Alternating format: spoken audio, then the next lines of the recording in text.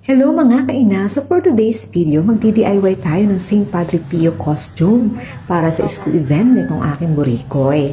Ayan na nga, so ginamit kong pattern yung aking maluwang na t-shirt or nightshirt kasi kailangan naman maluwag. So sinusukatan ko na siya para naman sa sleeve. So ito na yung kagandahan kapag marunong ka ng basic sewing, parang instead na magpapatahi, kahit mo na lang yung tatahi, no? Although hindi naman talaga ako ganun ka-professional when it comes in sewing. So, may konting alam lang din.